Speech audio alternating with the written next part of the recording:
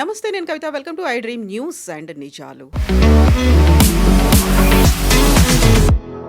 2 వారాల పాటు కాల్పుల విరమణ ఒప్పందం కుదిరినటువంటి కొన్ని గంటల వ్యవధిలోనే ఇజ్రాయెల్ లెబనాన్ మీద దాడుల్ని తీవ్రం చేసింది. వందలాది మందిగా చనిపోయారు. ఈ కాల్పుల విరమణ ఒప్పందంలో తమకు ఏ సంబంధము లేదు అనేటువంటి మాటని ఇజ్రాయెల్ చెప్తోంది. At the same time Hormuz జలసంధి మీద పట్టు బిగించే ప్రయత్నం ఇరాన్ చేస్తోంది. అమెరికా ఉపాధ్యక్షుడు జేడీ వాన్స్ కూడా తీవ్రమైనటువంటి స్వరంలో ఇరాన్ని హెచ్చరించారు. ఈ రోజు ఉదయం కూడా ఉద్రిక్త పరిస్థితులు అనేవి ఉన్నాయి. ఎట్ ద సేమ్ టైం ప్రపంచవ్యాప్తంగా ఆందోళనలు కూడా కొనసాగుతున్నాయి. ఈ ఒప్పందం ఎవరు ముందుకు తీసుకొచ్చారు, ఎందుకని ఉల్లంఘనలు జరుగుతున్నాయి? మనతో పాటుగా ఉన్నారు సీనియర్ జర్నలిస్ట్ సురేష్ కొచాతిల్ గారు. సార్ నమస్తే. సో ముందు మనం ఎక్స్పెక్ట్ చేసినట్టుగానే ఇది నిలుస్తుందా అనుకుంటే 2 వారాలు కాదు కదా, ఒకరోజు కూడా కాలేదు, కొన్ని గంటల వ్యవధిలోనే దాన్ని వయలేషన్స్ జరిగాయి. ఇజ్రాయెల్ చెప్తుంది నాకేం సంబంధం లేదు, నేను లేను కదా అందులో అనేది. సో 3 దేశాలు 3 పార్టీలు అందులో ఎందుకు ఇన్వాల్వ్ అవ్వలేదు అసలు? దీంట్లో అన్నిటికంటే పెద్ద తప్పు కవిత గారు పాకిస్తాన్ తీసుకొచ్చింది. మన దేశంలో ఉన్న చాలామంది రానా అయూబ్ లాంటి వాళ్ళు పండుగ చేసుకున్నారు నిన్న. ఇండియా విశ్వగురు అంటారు, కానీ ఇండియాకి అసలు రోల్ లేదు దీంట్లో. చూడండి పాకిస్తాన్ ఎంత ముందుకొచ్చి ఎంత వరల్డ్ వైడ్ అటెన్షన్ తీసుకున్నారు. అప్పుడు ఫస్ట్ క్వశ్చన్ అడగాల్సి ఉంటుంది, దీంట్లో ఇంకా 3 ఉండే దీనికన్నా ముందు major parties, Oman, Egypt and Turkey. చూడండి వాళ్ళు 3 రాలేదు దీనికి. వాళ్ళకి తెలుసు ఇది ఒక పెద్ద మైన్ ఫీల్డ్. ఎస్పెషలీ ఒమాన్ దీనికన్నా ముందు 2 సార్లు పీస్ టాక్స్లో వాళ్ళే 1-1 చేశారు. వాళ్ళు piece talks US and Iran కలిసి మాట్లాడారు. జెనీవాలో జరిగిన లాస్ట్ ఇయర్ జూలైలో, ఇప్పుడు జనవరిలో.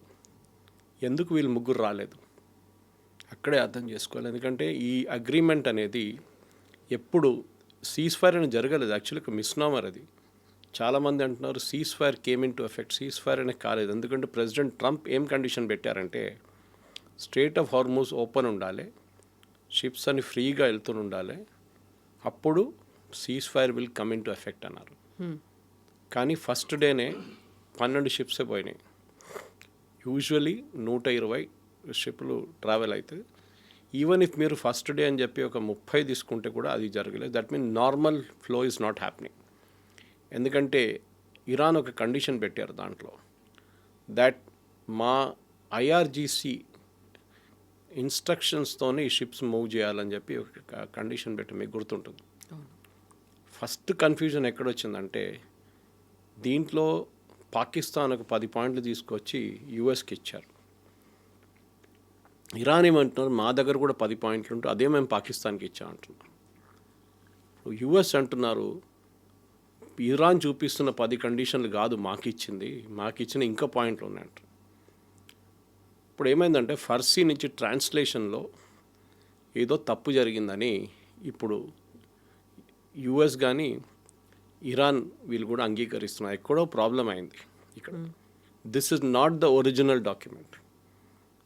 పాకిస్తాన్ ఎక్కడో నడిమిట్లో దీన్ని మ్యానిపులేట్ చేశారు, ఆర్ ప్రెసిడెంట్ ట్రంప్ ఆఫీస్లో ఉన్న ఎవరో దీన్ని మ్యానిపులేట్ చేశారు. మీకు గుర్తుంటుంది ఒక స్క్రీన్ షాట్ చాలా 2 రోజుల నుంచి తిరుగుతుంది. దాంట్లో ఫ్రమ్ ద ఆఫీస్ ఆఫ్ అది వాషింగ్టన్ నుంచి వైట్ హౌస్ నుంచి డ్రాఫ్ట్ చేసి ఇచ్చారు షబాజ్ షరీఫ్కి, మీరు ఇది పోస్ట్ చేయండి అని చెప్పేసి. షబాజ్ షరీఫ్ ఆ సబ్జెక్ట్ లైన్ తీయడం మర్చిపోయారు. అది అట్లనే పబ్లిష్ చేశారు. అఫ్కోర్స్ ఆయన కాదు, ఆయన ఆఫీస్ ఉండొచ్చు.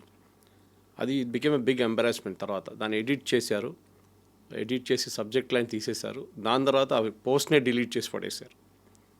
సో జరిగింది ఏంటంటే పాకిస్తాన్ వాళ్ళ ఈగర్నెస్లో మేము ఒక పెద్ద ప్లేయర్ అవ్వబోతున్నాం ఇంటర్నేషనల్ లెవెల్లో, రేపు బహుశా మాకు కూడా ఒక నోబెల్ ప్రైజ్ రావచ్చు అని చెప్పి దే బికెమ్ వెరీ ఎంతూజియాస్టిక్. మీరు ఎప్పుడైనా ఒక సీజ్ ఫైర్ జరిగేటప్పుడు సీజ్ ఫైర్లో ఉన్న పాయింట్స్ చాలా కేర్ఫుల్గా డ్రాఫ్ట్ చేయాల్సి వస్తుంది. అది మీరు ఎప్పుడైనా చూడండి, ఈవెన్ కొరియన్ సీజ్ ఫైర్ కానివ్వండి, ఆఫ్ఘనిస్తాన్లో జరిగిన ఘర్షణ తర్వాత, ఈవెన్ ఇరాక్ వార్లో జరిగిన ఘర్షణలో చాలా మటుకు words that be drafted by professionals కూర్చొని డ్రాఫ్ట్ చేయాలి. In this case Asim Munir and Shahbaz Sharif draft చేశారు. వాళ్ళకి బహుశా ఇంగ్లీష్ లాంగ్వేజ్ మీద అంత పట్టు లేదు. పాకిస్తానీ ఫారిన్ ఆఫీస్ హెల్ప్ చేసి ఉంటారు. కానీ ఆలోచించండి, ఒక మెయిన్ పాయింట్ దీని నుంచి మిస్సింగ్ ఉంది. మీరు అమెరికా దగ్గర ఉన్న డ్రాఫ్ట్ కానీ ఇరాన్ దగ్గర ఉన్న డ్రాఫ్ట్ కంపేర్ చేస్తే యురేనియం గురించి ఒక పాయింట్ ఉంది ఇరాన్ డాక్యుమెంట్లో, that we will be allowed to enrich uranium. America తీసిన 10 పాయింట్స్లో అది లేవు.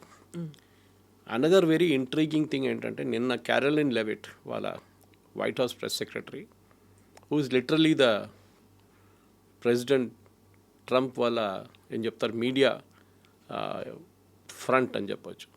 ఆమె ఏం చెప్పిందంటే 10 పాయింట్సా, మేమేం తీసుకోలేదు, మేము దాన్ని డస్ట్బిన్లో పడేసాం. ప్రెసిడెంట్ ట్రంప్ ఏమంటున్నారు, the workable solution is around the 10 points. అంటే మేము మాట్లాడబోయేది ఫ్రైడేనో సాటర్డేనో ఎప్పుడైనా మీటింగ్ జరిగితే దాని మీద ఈ 10 పాయింట్ల మీద మొదలు పెడతాం డిస్కషన్ మేమని. ఒక ప్రొఫెషనల్ నెగోషియేటింగ్ టీమ్ ఎప్పుడు there is a concept called 11:59 concept.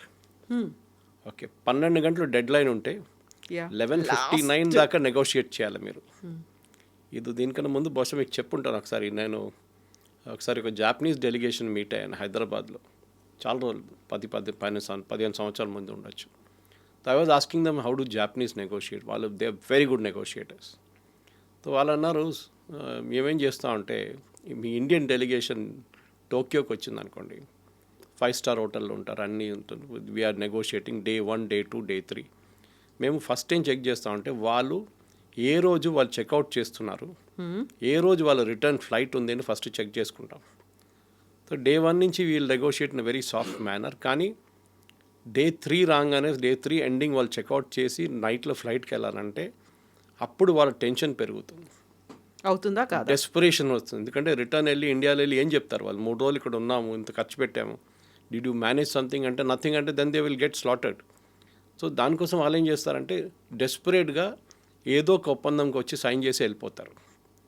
Okay, maybe it's not a definitive agreement. దీంట్లో అగ్రిమెంట్స్ చాలా ఉంటాయి. డెఫినెటివ్ అంటే యూ ఫైనలైజ్డ్ ఇట్. ఇది డెఫినెట్గా అది డ్రాఫ్ట్ అగ్రిమెంట్. ఇప్పుడు జరిగింది ఏంటంటే, షబాజ్ షరీఫ్ ఆయన ఎంతూజియాజంలో ఈ ఎక్స్చేంజ్ ఆఫ్ డాక్యుమెంట్స్లో 2-3 పాయింట్స్ మిస్ అయిపోయారు. ప్రెసిడెంట్ ట్రంప్ అంటున్నారు దీంట్లో లెబనన్ లేదు, దెర్ ఇస్ నో లెబనన్. కానీ ఇరాన్ ఏమంటున్నారంటే, and I will use the exact words, Iran will resume attacks on US assets in the reason.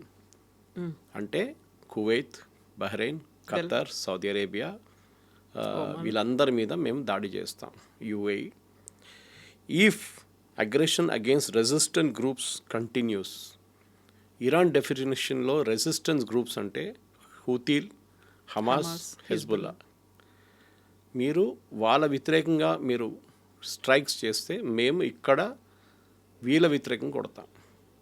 నిన్న పొద్దున ఇజ్రాయెల్ ఈ సీజ్ ఫైర్ అనౌన్స్మెంట్ రాగానే within 4 hours one of the biggest attacks జరిగింది Beirut మీద.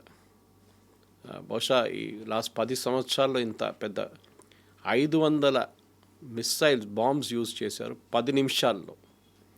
200 aircraft use చేశారు Israel. అంత భారీ bombardment ఇవాళ దాకా జరగలేదన్నారు. ఇజ్రాయెల్ ఏమంటున్నారు that we have hit the command and control. పెద్ద లిస్ట్ ఇచ్చారు, ఇంటెలిజెన్స్ సెంటర్స్ కానీ, వాళ్ళ గ్రౌండ్ లాంచ్ సెంటర్స్ కానీ, వాళ్ళు ప్లాన్ చేస్తున్న ఇంటెలిజెన్స్ బాంబింగ్ సెషన్స్ కానీ, ఇదంతా కొట్టాం మేమని చెప్తారు. ఇక్కడేం చేశారంటే ఇరాన్ ఇమ్మీడియట్గా వాళ్ళు ఫుజిరా మీద అటాక్ చేశారు, which is the oil depot of UAE. యుఏఈకి ఎమిరేట్స్ ఉన్నాయి కదా, చాలా ఎమిరేట్స్ ఉన్నాయి. ఎమిరేట్స్లో దుబాయ్కి ఆయిల్ లేదు, అబుదాబీ దగ్గర ఆయిల్ ఉంది. బట్ వాళ్ళు Abu Dhabi is landlocked, so they have to literally take it across to Fujairah. Fujairah నుంచి పంపించాల్సి వస్తుంది, అక్కడ పెద్ద షిప్స్ రాలేరు అబుదాబీ. సో ఫుజిరాకి తీసుకెళ్ళి అక్కడి నుంచి through that same strait of Hormuz నుంచి బయటకు వెళ్ళి నిన్న దాని మీద దాడి చేశారు. It is like Kharg Island of Iran. Okay, equivalent చెప్పాలంటే చాలా డ్యామేజ్ జరిగింది నేను అక్కడ. సో ఈ యుద్ధం అనేది చాలామంది ఎంతూజియాస్టిక్గా హ్యాపీగా అంతా అయిపోయిందిలే, సీజ్ ఫైర్ అయిపోయింది అనుకోండి. Cease fire is still not there. Cease fire ఇప్పుడు దాకా అసలు అమల్లో రాలేదు. మాట్లాడదామని చెప్తున్నారు, కానీ ఈ మాట్లాడడం కూడా ఏం జరగదు. ఎందుకంటే JD Vance was going to lead the US delegation. ఆయన కూడా చాలా క్లియర్గా చెప్పారు, certain things are off the table. అంటే ఈ పాయింట్స్ డిస్కషన్కే రాదు. దాంట్లో ఆయన first point was about uranium. That ఇరాన్కి యురేనియం మేము ఇవ్వము. అండ్ నిన్నటి నుంచి అమెరికాలో కూడా ప్రెసిడెంట్ ట్రంప్ వ్యతిరేకంగా చాలా మటుకు ప్రెషర్ రావడం మొదలుపెట్టింది. That he has conceded to the Iranians అని చెప్పి ఆయన ఎంతూజియాజంలో. అదే టైంలో నేను చెప్పాను చూడండి, ఇజ్రాయెల్లో వాళ్ళ ఆపోజిషన్, యూజువలీ ఇజ్రాయెల్లో ఒక యుద్ధం జరుగుతున్నప్పుడు ఆపోజిషన్ పార్టీస్ ఎప్పుడు అపోజ్ చేయరు, వాళ్ళు గవర్నమెంట్తోనే ఉంటారు వాళ్ళు. కానీ నిన్న ఫస్ట్ టైం వాళ్ళ ఆపోజిషన్ పార్టీ కూడా లీడర్ కూడా బెంజమిన్ నెటన్యాహుని అటాక్ చేశారు. అక్టోబర్లో వాళ్ళ నెక్స్ట్ ఎలక్షన్ ఉంది. సో బెంజమిన్ నెటన్యాహుని ప్రెషర్ మీద తీసుకురావడానికి మీరు ఎట్లా నెగోషియేట్ చేశారు సీజ్ ఫైర్, మీకు ఎవరు ఆథరైజేషన్ ఇచ్చారు సీజ్ ఫైర్ కోసం, మా దగ్గర కన్సల్ట్ చేయలేదే అంటే బెంజమిన్ నెటన్యాహు అన్నారంట, నాకు తెలియదు, I'm not privy to this. And how did president Trump make a concession? So president Trump కూడా నిన్న బ్యాక్అవుట్ అయ్యారు. ఈ said nothing, straight of Hormuz close చేసేసారు ఇరాన్ నిన్న నుంచి ఈ అటాక్ జరిగిన తర్వాత బెయిరూట్లో. సో స్టేటస్ కో ఎట్లా ఉంది, యథాతథి అట్లా ఉంది. And we are ready to attack Iran again, మా అసెట్స్ అంతా రెడీ ఉన్నారు. అండ్ ఇన్ఫ్యాక్ట్ జేడీ వ్యాన్స్ గారు ఒక వర్డ్ కూడా యూజ్ చేస్తారు, we got a finger on the trigger, ready fire చేయడానికి. సో సిట్యువేషన్ 3 రోజుల ముందు ఎట్లా ఉండే అదే స్టేటస్కి వచ్చేసాయి. అప్పుడు నాకు డౌట్ ఇప్పుడు ఏమొస్తుందంటే ఈ టాక్స్ జరుగుతుందా లేదా అనేది. ఎగ్జాక్ట్లీ కొన్ని గంటల్లో ఇస్లామాబాద్లో జరుగుతాయి అనేటువంటి మాట చెప్తుంది పాకిస్తాన్. కానీ దీంట్లో ఇంకొక చాలా క్రూషియల్ ఫ్యాక్టర్ ఇవాళ ఐ థింక్ టైమ్స్ ఆఫ్ ఇండియాలో వచ్చింది అనుకుంటాను, టైమ్స్ ఆఫ్ ఇండియాలో, దట్ ఇరాన్ అండ్ పాకిస్తాన్ ఇంత క్లోజ్ ఎందుకున్నారు, పాకిస్తాన్తో ఈ పని ఎందుకు చేపిస్తున్నారు ఇరాన్ అని చెప్పి ఒక మీడియాలో క్వశ్చన్ వచ్చింది. దానికి కారణం ఏంటంటే Iranian revolutionary guards and Pakistan ఆర్మీకి ఒక కనెక్షన్ ఉంది. ఓకే, వీళ్ళ నడుమిట్లా చాలా డీల్స్ ఉన్నాయి, ఎస్పెషలీ డ్రగ్ డీల్స్ నడుస్తాయి చాలా మటుకు. అది కాకుండా ఆయుధాల డీల్స్ నడుస్తుంది.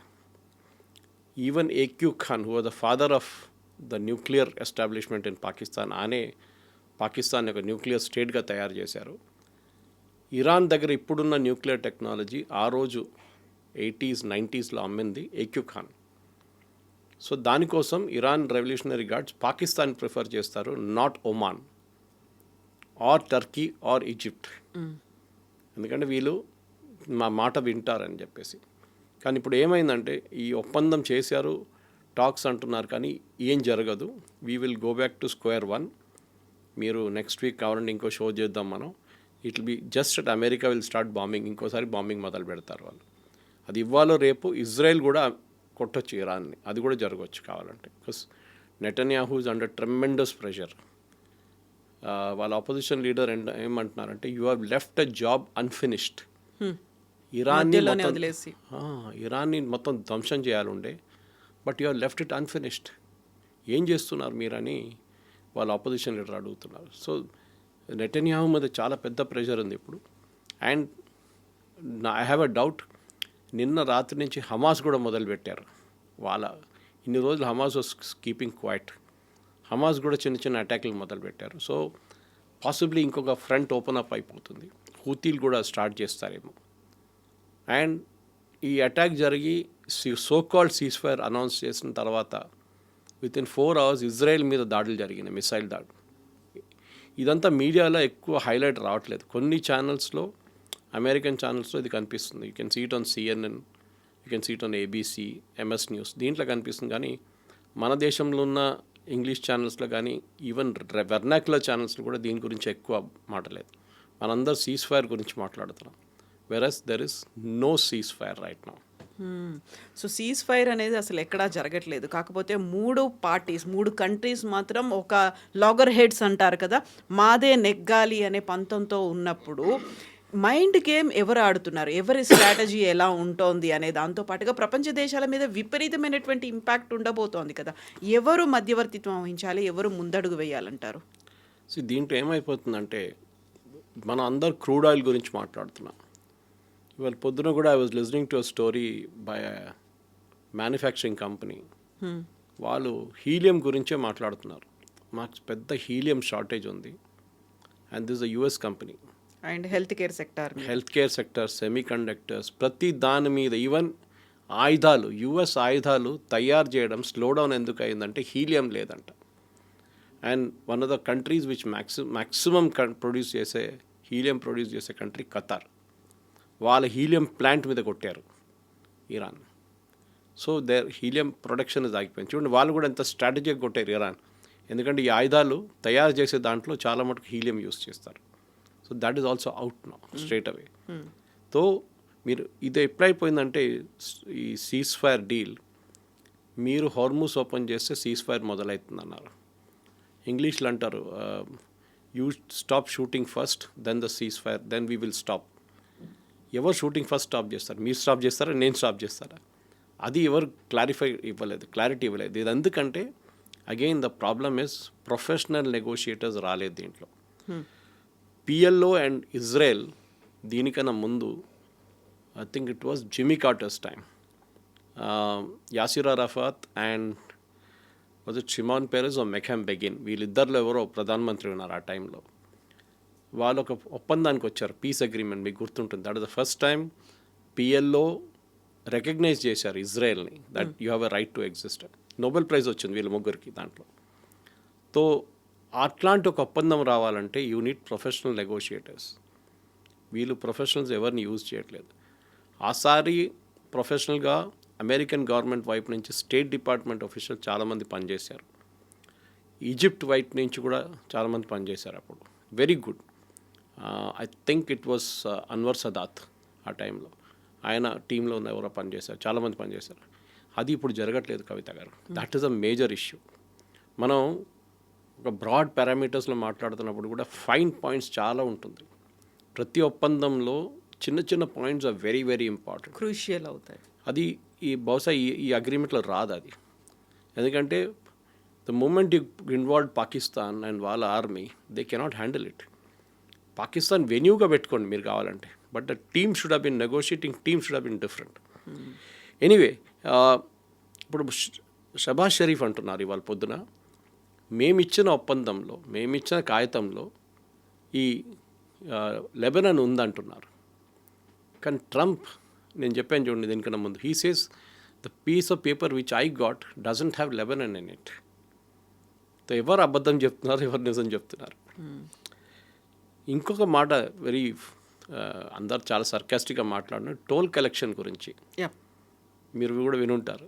బ్యారెల్కి $1 అది కూడా క్రిప్టో కరెన్సీలో కావాలి. ఎవరు కలెక్ట్ చేస్తారంటే, ముందు ఎవరు దీని వ్యతిరేకంగా ఎవరు మాట్లాడారు? US, saying that Iran has no right to collect any such toll, it is a free water way. ఇప్పుడు ప్రెసిడెంట్ ట్రంప్ ఏమంటున్నారు, ఇట్స్ అ వండర్ఫుల్ ఐడియా, నేను కూడా కూర్చుంటాను అక్కడ వెళ్ళి, మేమిద్దరు కలిసి కూర్చొని జాయింట్ వెంచర్ పెట్టుకుందాం, దాంట్లో చాలా డబ్బులు వస్తాయి అంటున్నాను. ఆమె ఒక అమెరికన్ ప్రెసిడెంట్, నిన్న దాకా మీరు బాంబ్ చేసి I will finish off the civilization అని చెప్పే వాళ్ళకి, ఇప్పుడు మీరు ఇదే ఇరానియన్ రెవల్యూషనరీ గార్డ్స్ 45,000 మందిని చంపారని చెప్పిన వాళ్ళతోని లిటరలీ ఇంగ్లీష్లో అంటారు, you are actually sleeping with the devil. అది జరుగుతుంది ఇప్పుడు. ఈ పరిస్థితుల్లో స్ట్రేట్ ఆఫ్ హార్మూస్లో ఇవాళ నుంచి షిప్స్ అయితే మూవ్ కావట్లేదు. It's back to square one. కానీ ఈ toll tax collection Saudi Arabia వ్యతిరేకిస్తున్నారు, యుఏఈ వ్యతిరేకిస్తున్నారు, even Bahrain and Qatar. They will never agree to it, not because of anything. ఎందుకంటే మీరు ఒక షిప్లో వెళ్ళే వాళ్ళ లాజిక్ ఏంటంటే $1 million for the $1 per barrel. మీరు ఇన్సూరెన్స్ తీసుకుంటే మీకు $20 కట్టాల్సి వస్తుంది, $15 నుంచి $20 for the entire container, cargo plus the ship. ఈ $1 ఇస్ చీపర్ యాక్చువల్లీ, చాలా చీప్. కానీ ఎందుకు కట్టాలి? It's a free water way. ఇప్పుడు రేపు హైపోథెటికలీ ఇరాన్ కలెక్ట్ చేయడం మొదలు పెట్టారనుకోండి, అటువైపు ఒమాన్ ఉన్నారు, వాళ్ళు ఇడుస్తారా? ఈ షిప్ ఇరాన్ వైపు నుంచి వెళ్ళి ఒమాన్ దీప్కి వెళ్తుంది. That is strait of Hormuz. The water way is 50-50. Oman అంటారు రేపు మేము కూడా కలెక్ట్ చేస్తూ ఉంటాం. Where will it stop? It will not be allowed. ఈ Saudi Arabia specially is dead against it, వాళ్ళు అలౌ చేయరు. ఇంకోటి ఏంటంటే, ఈ ఇరాన్ చెప్తున్నారు ఏంటంటే, ఈ ఫుజిరా మీద జరిగిన నిన్న అటాక్ లాగానే మిగతా ఆయిల్ అసెట్స్ మీద కూడా మేము కొడతా ఉంటున్నారు. బహుశా ఇవాళ రేపు మిగతా సౌదీ అరేబియన్ ఫీల్డ్స్ మీద కూడా నిన్న ఒక అటాక్ జరిగింది అరామ్కో వైపు. కానీ 10-point ప్లాన్ ఇంప్లిమెంట్ చేయడంలోనే చాలా మటుకు క్రూషియల్గా ఉంటుందని చెప్తున్నారు కవిత గారు. కానీ the end of the day ఈ ఇరాన్ ఇష్యూ సాల్వ్ కాదు, that is for sure. President Trump చెప్తుంది ఒక మాట నిజమే, అక్కడ రెజీమ్ చేంజ్ జరగాల్సింది. కానీ మీరేం చేశారు ఇప్పుడు అంటే, ట్రంప్ ఏం చేశారు, మీరు ఒక మోడరేట్గా ఉన్న ఖమేనీ రెజీమ్ని తీసి వాళ్ళ కొడుకుని తీసుకొచ్చారు, who is more aggressive. And ముల్లాల్ని పక్కన పెట్టి IRGC has taken over now. అది ఇంకా డేంజరస్ అది అక్కడ. తో ఇరాన్లో ఉన్న సిట్యువేషన్ ఇప్పుడున్న దానికి I think it's mess, complete mess అయిపోయింది. ప్రెసిడెంట్ ట్రంప్ ఇనిషియల్లీ ఎందుకు వచ్చారో ఆయనకే తెలియదు. అందరికన్నా క్లారిటీ 100% ఎవరికైనా ఉందంటే దట్ ఈస్ ఇజ్రాయెల్. వాళ్ళు చాలా క్లియర్, వాళ్ళ లాంగ్ టర్మ్ ఆబ్జెక్టివ్ ఈ ఇరాన్ రెజీమ్ ఉండకూడదు, వాళ్ళ ప్రాక్సీస్ ఎవరెవరు ఉన్నారో వాళ్ళు కూడా ఉండకూడదు. దానికి 10 సంవత్సరాలు పెడితే కానీ 20 సంవత్సరాలు పెడితే కానీ పోరాడతారు ఇజ్రాయెల్. మీరు ఇప్పుడు ఒక మాట అన్నారు, ప్రొఫెషనల్ నెగోషియేటర్స్ అనేది వాళ్ళకు ఉండాల్సినటువంటి క్వాలిటీస్ ఏంటి, వాళ్ళు ఏ కంట్రీని రిప్రజెంట్ చేయాలి. ఇప్పటిదాకా మనం జేడీ వ్యాన్స్ గురించి మాట్లాడుకున్నాము. జేడీ వ్యాన్స్ ఏ రోలు లేదు అనుకుంటే ఆయనే ఇస్లామాబాద్ టాక్స్లో ఉంటారు అనుకున్నప్పుడు ఇప్పుడు ఆయన కూడా చాలా సీరియస్ వార్నింగ్ ఇస్తున్నారు ఇరాన్కి, మేము కూడా లేపేస్తాము, లేకుంటే దీన్ని సీజ్ ఫైర్ని ఫాలో అవ్వండి, ఈ కండిషన్స్కి మీరు ఒప్పుకోండి అనేది. ఎవరిని అందులో ఇన్వాల్వ్ చేస్తే బాగుంటుంది and who has to bell the cat అంటారు, ఎవరు దీనికి ఇనిషియేషన్ తీసుకోవాలంటారు? కవిత గారు, ఇప్పుడు కాదు, చాలా సంవత్సరాల ముందు ఎయిర్క్రాఫ్ట్ హైజాకింగ్స్ జరుగుతుండే.